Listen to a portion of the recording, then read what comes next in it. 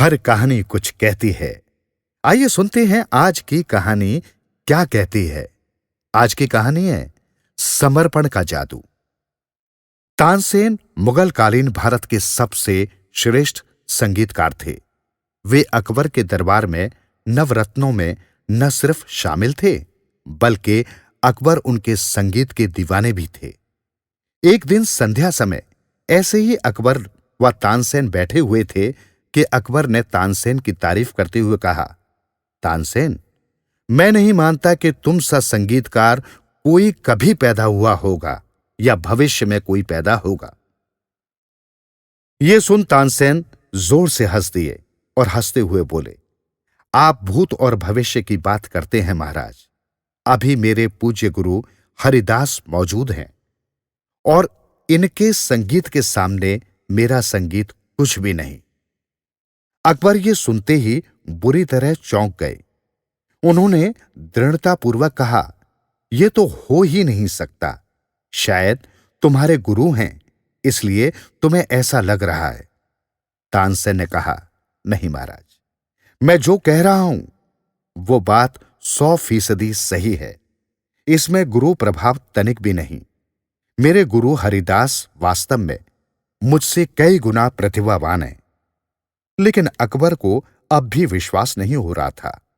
सो उन्होंने तत्क्षण तानसेन से कहा, ठीक है, तो उन्हें दरबार में बुला लाओ। मैं उनका संगीत सुनना चाहता हूं। तानसेन ने हंसते हुए कहा, वे दरबार में कभी नहीं आएंगे। उनका संगीत सुनना हो तो हमें ही उनके वहां जाना पड़ेगा।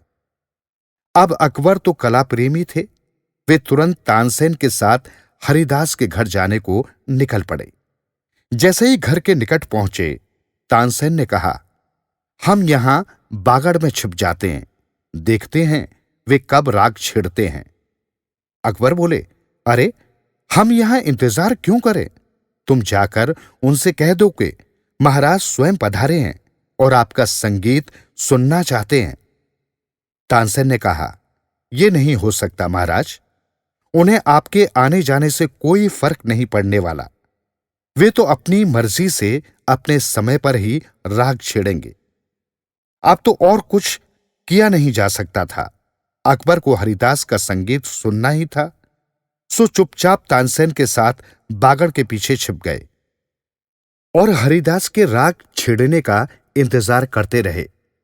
उधर मध्य रात्रि को हरिदास ने आलाप छेड़ा और छेड़ा तो ऐसा छेड़ा कि अकबर स्तब्ध रह गए।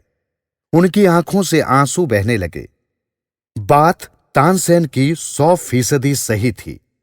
तानसेन का उसके गुरु से कोई मुकाबला हो ही नहीं सकता था। खैर, हरिदास का पूरा गाना सुन अकबर व तानसेन राजमहल के लिए निकल पड़े। रास्ते में अकबर ने तानसेन से पूछा, तुम ऐसा क्यों नहीं गा सकते?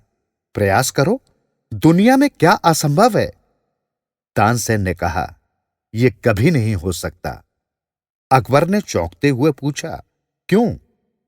तानसेन ने कहा, बात प्रतिभा या प्रयास की है ही नहीं। क्योंकि मैं दरबार में आपकी जी हुजूरी में गाता हूं, मुझ में गुरु वाली बात आ ही नहीं सकती। मनुष्य जो कार्य अपनी मस्ती में और सिर्फ अपने लिए करता है, उसकी बात ही अलग होती है। यह कहानी से हमें यह पता चलता है कि यहां अक्सर देखा गया है कि व्यक्ति प्रतिभावान भी हो, प्रयास भी कर रहा हो, पर बात नहीं बनती। क्यों? क्योंकि मनुष्य अपनी प्रतिभा का उपयोग अक्सर दूसरों पर रौब झाड़ने हेतु करता है या दूसरों की जी हुजूरी में अपनी प्रतिभा का गला घोट देता है। मनुष्य प्रयास भी सम्मान व समृद्धि पाने हेतु ही करता है, लेकिन वो भूल जाता है कि इन सब चक्करों में उसकी वास्तविक प्रतिभा ढक जाती है। यह ध्यान रख लेना कि जिन्होंने भी ऐतिहासिक सफलता पाई है, उन्होंने अपनी प्रतिभा अपनी मस्ती हेतु अपने पे ही न्योछावर करके पाई है और इस कारण उनकी प्रतिभा कुछ ऐसी निखरी है कि पूरे विश्व ने उनकी प्रतिभा को सलाम किया है। सो आप में प्रतिभा है तो डूब जाओ, उसी का आनंद लो, उसमें झूमो।